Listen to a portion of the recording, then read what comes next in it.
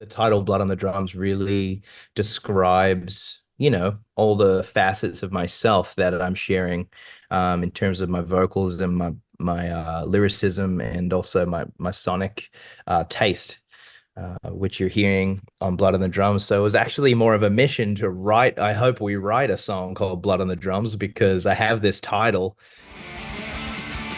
Second solo album, man. This is an exciting time, and I guess the obvious question to kind of begin with here is the kind of learning points, really. You obviously got multiple releases to your name at this point, but when it comes to a second solo record, what were those first things that you learned from that first record that you thought, that's what I want to grow on, that's what I want to build on, maybe I want to try something different here? What were those kind of learning points moving on to this one? Good question, James. Thanks, bro. Uh, no worries, man. Yeah, I thought about that a lot actually, because I essentially started a very different second album. I started on this a few times. It took me 4 years to put out another one, which is probably way too long. Lack of strategy for sure.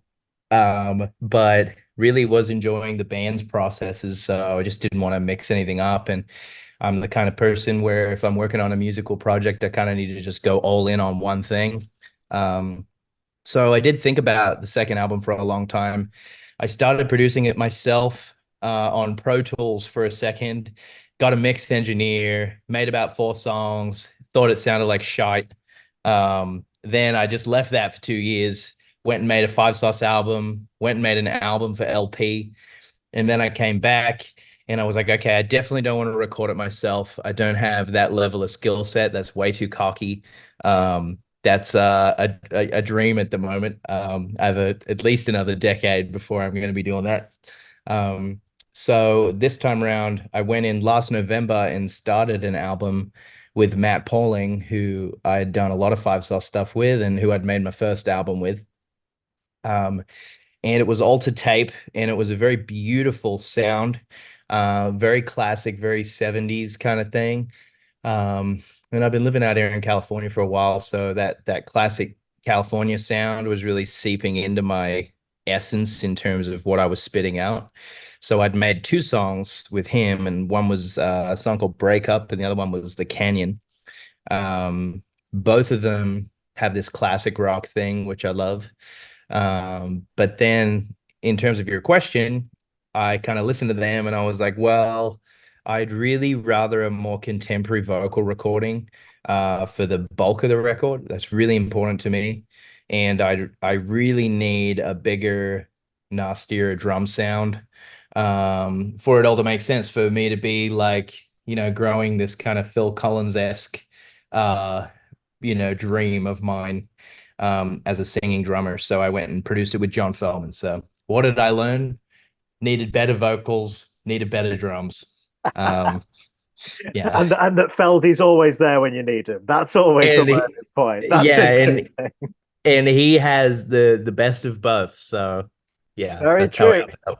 I mean, it's lovely to see how fruitful that relationship has been over the years because, of course, Feldy was kind of right there, like kind of the very beginnings of Five Sauce, right? Like, I mean, some of those kind of very early tracks he was involved with and everything. But what I always love about him is the way that he loves not just working with artists, he loves the mentoring aspect. So, you see him all the time, really likes to take people under his wing because the man's seen it all. He's been through everything himself. He knows what he's doing. That's got to be so lovely to have someone like that with that level of experience who you are very comfortable working with at this point, too, to know that when you're going to try some new sounds and stuff, yeah, that's kind of a dream collaborator for this, right? Yeah, he is. And there's a big element of trust. There's a big element of mentorship for sure. Anybody that knows music um in the industry, he's also just an amazing businessman, an amazing thinker, strategist. Like he's an amazing intellectual kind of guy. So to be around him, he really weaves mentorship and experience and story in with his approach in terms of creating records. And um, again, like a lot is happening in John's personal life, and so you're also writing about the stuff that's happening to him, and yeah. But in terms of being around John is a privilege, really. It's like I learn so much every time, and even the way he runs his studio and runs his team. I mean, it's great guy to be around in general. Yeah. Yeah, definitely great relationship to have there for sure. I'm curious as well before we kind of get into some of the record here. It's something I always like to ask people when they're doing a project like this where you're stepping out on your own.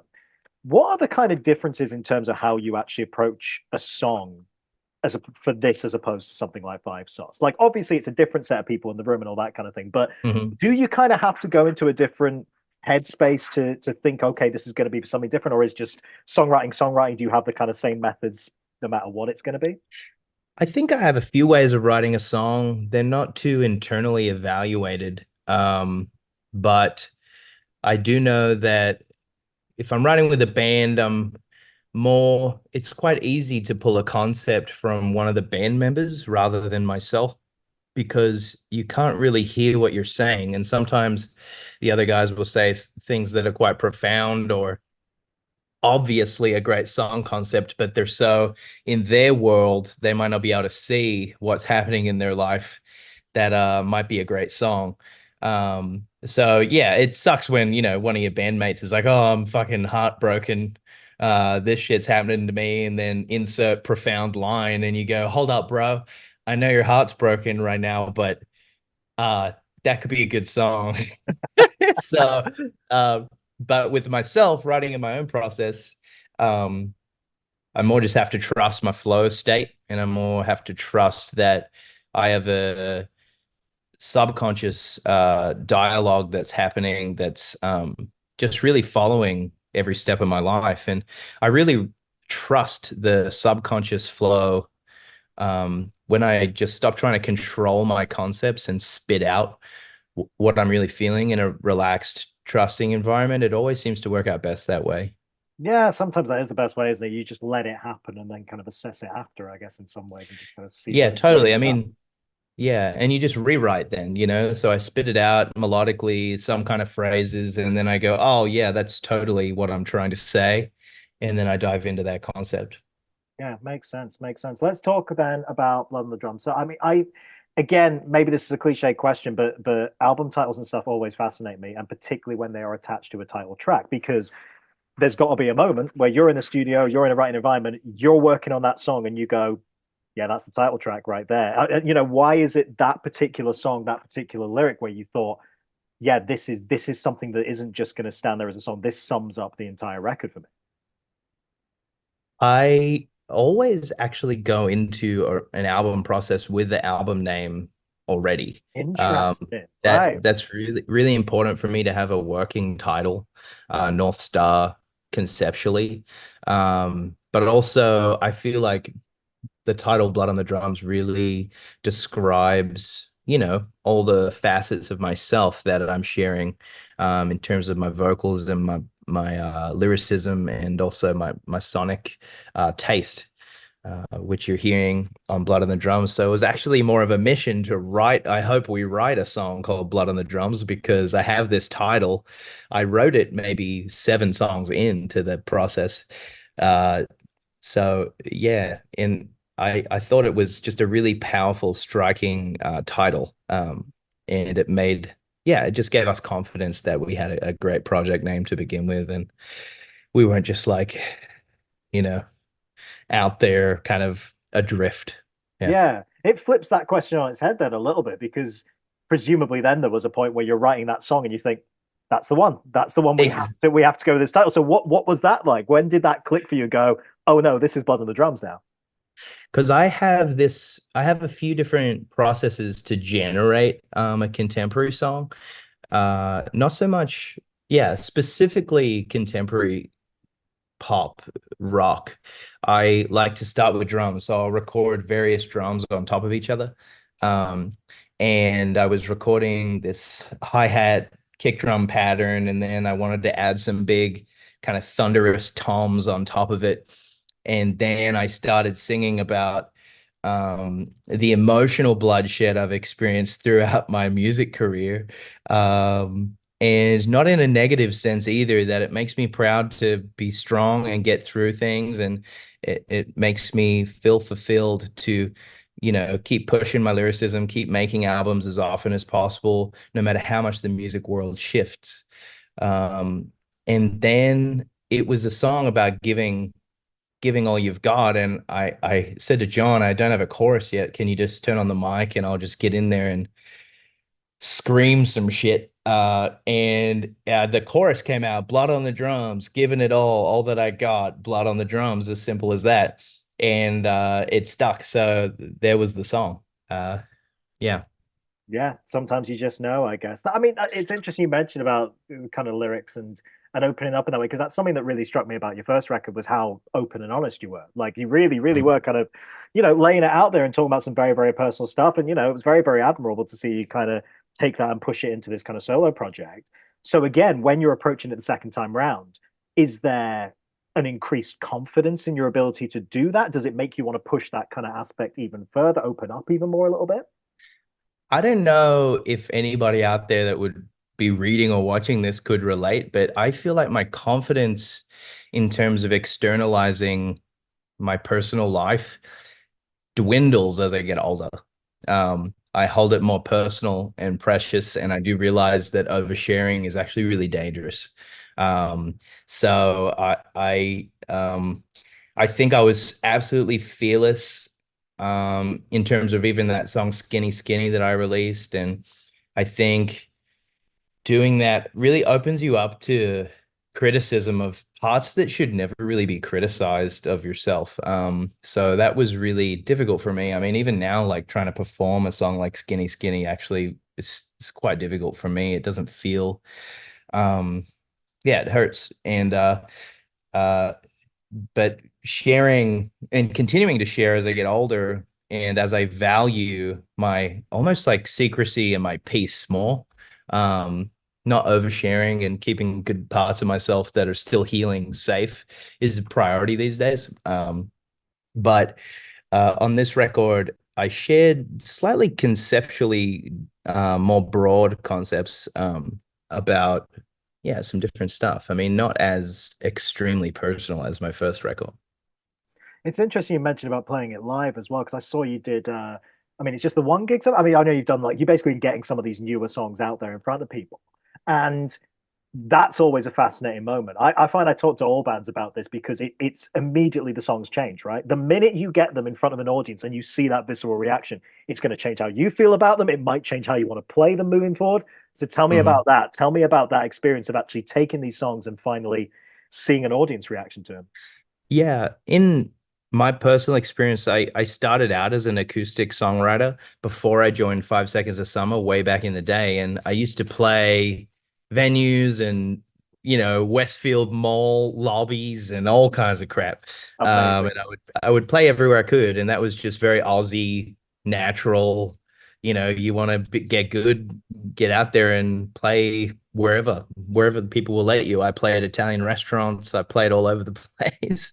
Uh, so putting that down for a few years and just fully focusing on being a drummer in the rock band, I didn't really get to exercise my acoustic singer-songwriter thing that much. So one of the primary things that stick out to me in terms of your question was when I played them acoustically, it felt like a breath of fresh air. It felt very real. I felt very comfortable. Felt so good to be back with an acoustic, just singing on the mic to a small room of people. And it was really just like a musical experience that I deep down been kind of yearning to have for a while. So I felt really happy to just be singing and testing my lyrics and my songs out in such a raw environment. That really kind of gets me going. Um, it's such a Absolutely. nice way of performing after playing in such a tight pop act. Mm. Um, it really just feels so good. Yeah. Yeah, yeah, so nice that with this kind of project that you can actually just try something completely different in that way. You've got that freedom to do that, and especially when it comes to something like a live show, like you say, you can do a completely different type of live show if you want, and just have that opportunity. It's just really, really nice to see that. Yeah. Yeah, it works Yeah. well. It's great to exercise. Absolutely. And I guess again, talking about that kind of freedom, I like the fact that this was split into the two sides, getting that kind of extended release period where you get, you're taking that first section, then the people got the second section to come there. I mean, again, it's something that I feel like the rock world we took a minute to catch up on this idea that it doesn't just have to be album tour, album tour, album tour. We can do one-off singles, we can do EPs, we can do something like this. But just tell me about why that felt right for you. Why did it feel right to split this into those two parts and give the people these two kind of different moments to experience it? Yeah, so like, I did a licensing deal with BMG with my project, and my stuff is primarily independent. Like I make all the plans and create all the stuff and produce everything independently. So it's uh it's the best way to get the most out of every song. I I don't think people really can even guess these days what the main song will be, or your hit song or whatever, your fan favorite, I would prefer to say. Because so I didn't see the sense in releasing single full album. I thought, well, I'm gonna bet on every song and gonna split my budget into 16 tiny little budgets, and make something awesome for everything, and have a really extended release where people can actually get a hold of what I'm doing without it. In this day and age, the problem with albums is you release them one day and people have forgotten them 2 days later. Um, and that's just not what I want to happen to my record. So releasing it in two parts gives my audience time to latch onto a thing or two, gives me time to promote it properly. Um, and it also gives me time to understand what is like working and what isn't. So yeah, but also on the flip side, without me thinking so logistically like that, it it just helps diversify the concepts in Sonic. Um, it's kind of all over the place. Blood on the Drums is contemporary, but it's got folk elements, it's got hard rock elements, it's got 80s new wave elements. Um, so it just helps me kind of tell a story and allow people to latch on to different things. It's interesting. I'm glad you mentioned that the kind of the wide scope of music, because I do feel like that's something that Five Sauce have been pushing into a little bit as well. But like, I'm curious about the balance of that because I mean, it's a great record, by the way. I should probably say that at this point, shouldn't we? We've been on for about 20 minutes. It's a good record, It's man. Well okay. done. Um, but like, I like the fact that yes, you can hit all these different styles, but it only works if you're able to balance that, right? It only works if it makes sense. You can't just do like, oh, here's a sudden like synthwave song for the sake of it. Here's like something a little bit country. Like it has to all kind of Mhm. play its part, and I think you've done that very, very well. But that is a creative challenge in itself, isn't it? Like figuring out how can I make these styles fit together and how can I make it make sense as one whole thing? Tell me a little bit about the I guess it must have been a challenge, or did it come about easy? Maybe I'm overthinking it. No, I think it's just my style. Diversity is like really one of my main tools in terms of what I make. Um, I think my generation and even younger generations are very singles based. Albums have been kind of not as popular unless you're like global superstar level. So I think people digest songs um, as individual songs in big playlists, and they're used to hearing diversity over and over and over rather than putting on repetitive sonic. Um, I think it's just a natural way that I want to listen to music now. I don't want to listen to a whole album that sounds the same. I want to see the flexibility of the artist, and I want to hear how they create cohesion um, through the lyric and through the confident kind of vocal performance as well. I find if the I don't find it that challenging for it to be diverse. I find it really difficult to do a sonic that's consistent when I'm trying. But I guess what I find makes everything more cohesive is the way I sing my songs and the way I mix them. That really helps. I play a big part pretty much the whole way right up to the mastering process. So um, yeah, that's kind of the way I'm perceiving it. And it seems to, it's funny, like people who are older than me will ask, what's up with like you have a lot of different sonics and directions on your record. But no one younger than me ever asks. They go, it doesn't occur to them. So, and I'm not calling us old. I'm just saying that the Oh, perspectives are I am. different. That's fair. That's fair. We are the older generation now. We're the older guard. But Yeah, so I think oh God, they just the fans that I do have, I think would be bored of something that's too same. yeah, I mean, again, I think it's something that the rock world maybe took a bit of a minute to catch up on. But you look at, I mean, whether it's 21 Pilots, whether it's Water Parks, whether it's, I could go on and on and on, but like it's definitely established now, isn't it? That like, oh yeah, we can hit loads of different styles and it still makes sense and still feels a part of that Totally. world, which is great and really, really nice to see that kind of keep growing and growing and continuing.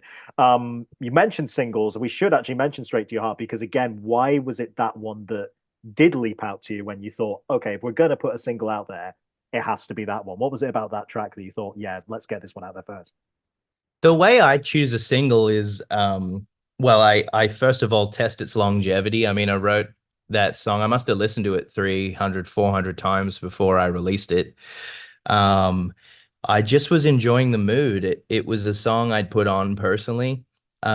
It's not necessarily like, ta-da, it's the big flashy single. It had a lot of me in it. It had a lot of emotion in it. It had a story that I really connected with, and it had a mood that I was really looking for to help convey the language of my album, um, especially sonically.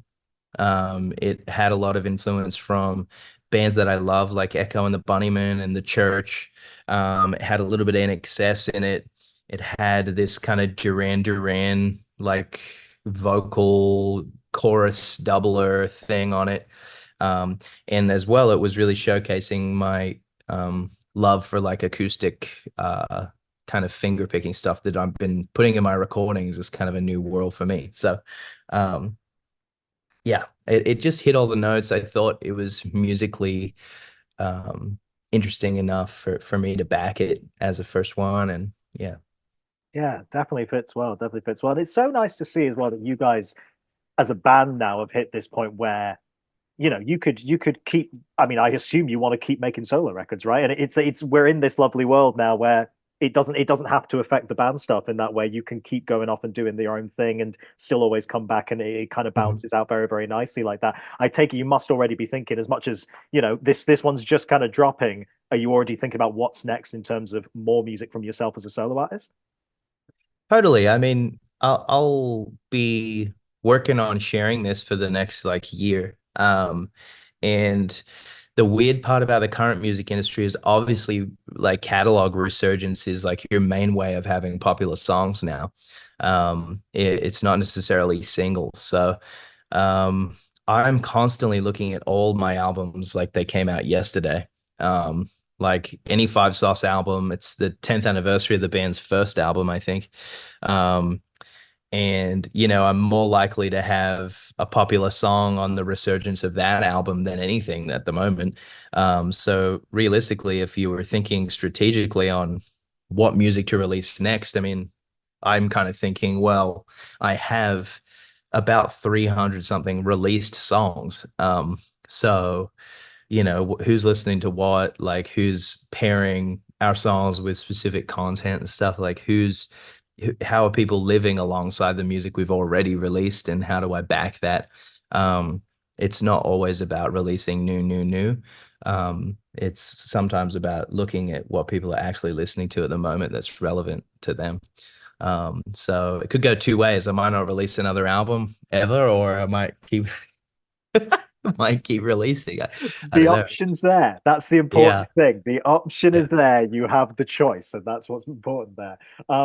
I guess as well, when it does, whenever it may be, when it comes time to go back into Five Sauce mode and you guys get back together to work on new music, is there anything you've learnt making this record that you think will then also kind of apply to how you want to approach the band stuff? Anything you've kind of learnt from this particular project you think, oh, actually, that's something that may be quite interesting to bring to the guys at some point too? I could say several things to that question, but the first one is um, I really do confess that I love making albums in less than 6 months. I don't think people need to sit around too long and think about rethink and rethink and rethink. I don't think an album should take over a year ever. I think unless, some people have different approaches. But in the pop world, like I think the focus in the getting it down as quick as possible in a focused state is such a lethal way of making great contemporary music. Um, and yeah, but the main thing with the band is I'm most excited to get out and play shows. Like all we've done for nearly 15 years is develop the live show. Um, so much passion for that.